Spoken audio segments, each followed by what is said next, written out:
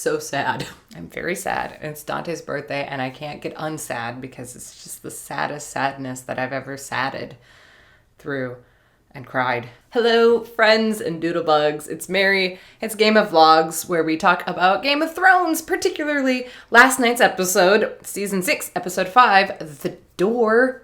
So, spoilers! This is full of spoilers, this episode, and the comments below. So if you don't want anything ruined for you, there's a link on the screen and in the description below that you can click. Also, a big shout out to the Jackpot Golden Boys for that music. Gotta check out that video. There is a link in the description to that. And happy birthday, Dante. I'm sorry I'm in mourning on your birthday. All right, here we go. And I'm gonna breeze through this because it's pretty late in the day. My room's in chaos. We had a birthday party. Such a heavy and emotional episode that I want to talk about it so much.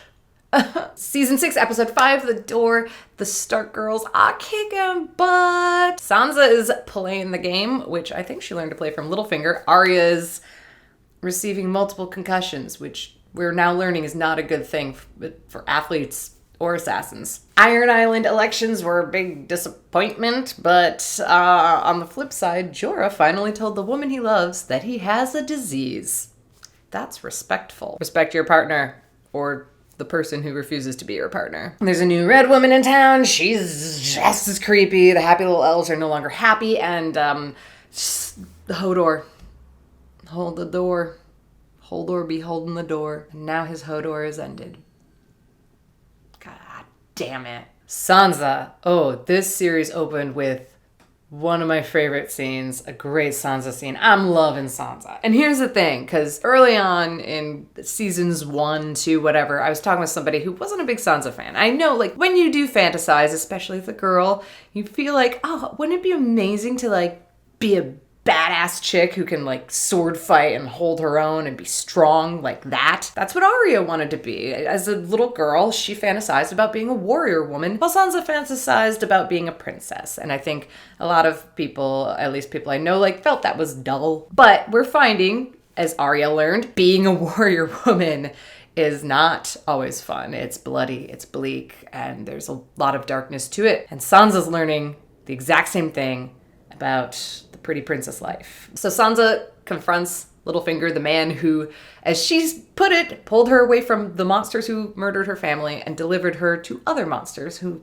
murdered her family. Powerful scene. You see how she's grown. Sophie Turner did an amazing job in that scene. You see her put Littlefinger on his heels a bit. I get the sense that, he's probably been confronted before. Everyone knows he's sneaky, but you get the sense that when it's coming from Sansa, the daughter of the woman Littlefinger was in love with, daughter who is now becoming so strong and so cunning like her mother, that's probably gotta hurt him, and it should. I love the irony that Sansa points out too, in that this is something that ladies aren't supposed to talk about, but it's their lives. We're talking about rape and how no one talks about it, but it's there. And it's totally a part of how you play the game if you're playing as that archetype. It's such a good scene. And you do know that Littlefinger could have died then. She could have just had her revenge right then and there, but I feel like, Sansa knows how to play the game now, and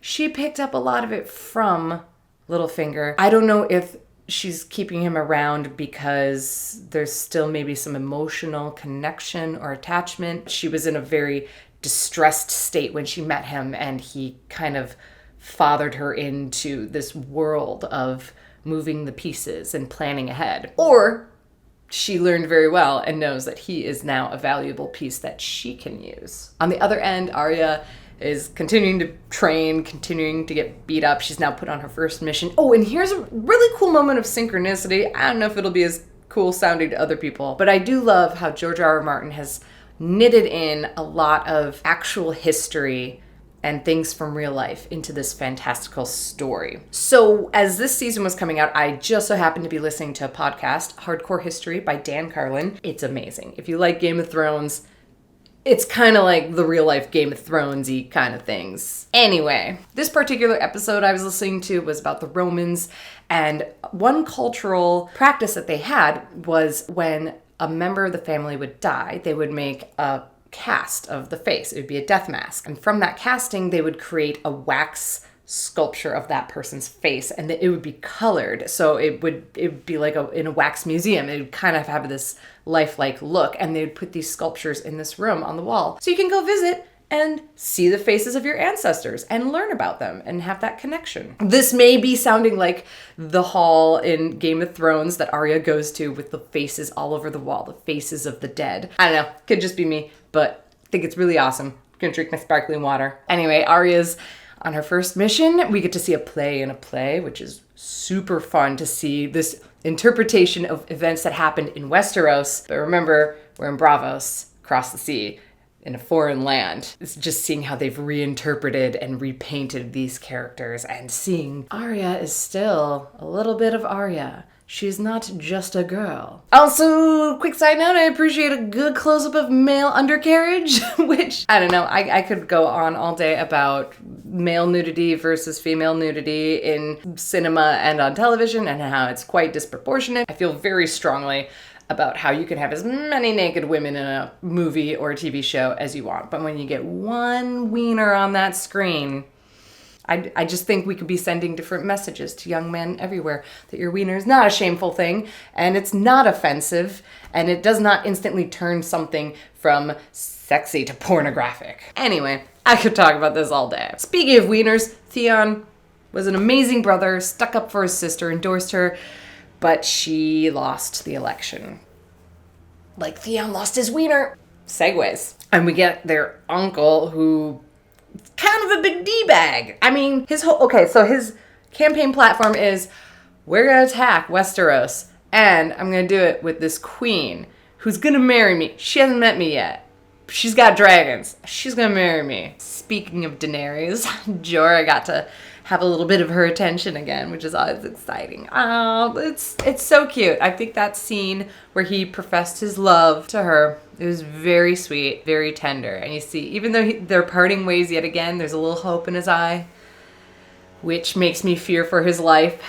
Ugh, this show. And then this new red woman is kind of eerie. I don't know, we're getting a little more of a glimmer of the Lord of Light. We're seeing more of the magic. It's really cool. We get to see how the Night King became a thing.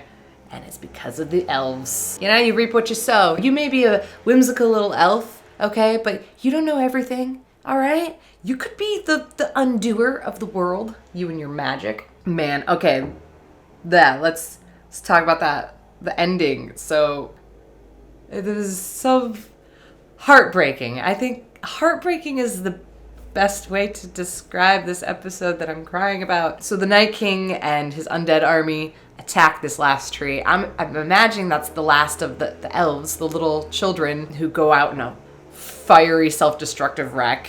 The three-eyed raven is out.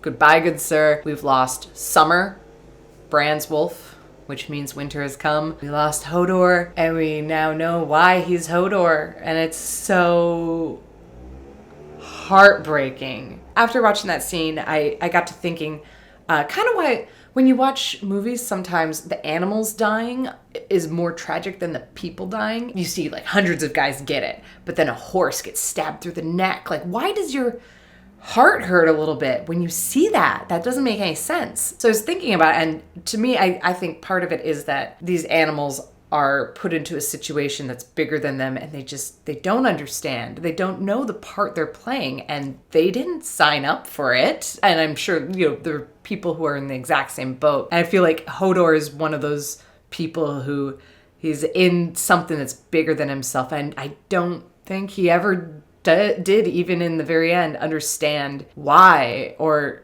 maybe he did. And Hodor is one of those characters who's, much like the animals in the battle, like he's thrown into this situation. He never signed up for it. And he's one of many characters in this world who was a utility and used. And goddamn, that's so tragic. And the scene was very wonderfully executed. I did not see it coming. You kind of get the sense from the flashbacks with Hodor, young Hodor, that, oh, cool, we're going to see how he becomes Hodor. Did not think it was going to happen. I was a little distracted with big battle and running away from horde of undead. Oh, God.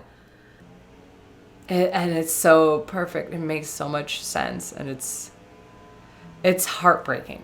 Heartbreaking, I think, is the only word I have for it. It's so Hodor. So sweet. And then to think like, oh, from that moment on, your life is just about this one thing that you don't know what it is, but you're gonna get there. And when it happens, you'll know, and it's too late to turn back because you know what? There's no turning back because it's time travel and it's a ball and it's set. Now I'm thinking about really deep things. Okay, so my favorite scene from this episode, I'm gonna say, is when Sansa confronts Littlefinger. I love that scene. I think it was very well done, well written, and powerful.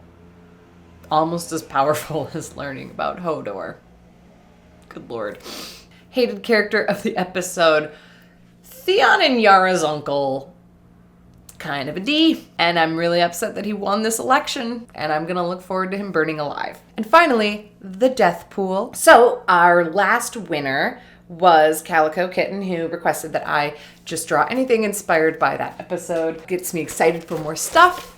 So I drew Daenerys emerging from the flames, the unburnt queen. Cool scene, and it's a great design. It's a great motif. I don't know. I'll put this image on my Tumblr page at Mary Doodles, and you can check it out there. For a moment, I thought we didn't have a winner this week, but then I realized Dylan DeGraff said, I think the old man in the tree is gonna die next.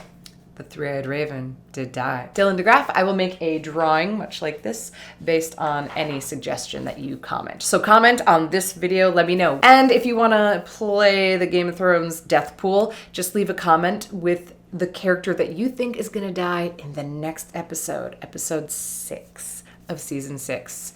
Who do you think is gonna die? If you guess right, I will pick one of the correct guesses and you can make a custom suggestion for a drawing that you wanna see. And on that note, I'm going to quick edit this video and grieve over Hodor. But thank you very much for watching, dear Doodlebugs. And until next time, stay away from the pointy end of the stick. That means don't die. Hodor, Hodor, Hodor, Hodor, Hodor, Hodor, Hodor, Hodor, Hodor, Hodor, Hodor, Hodor, Hodor, Hodor, Hodor.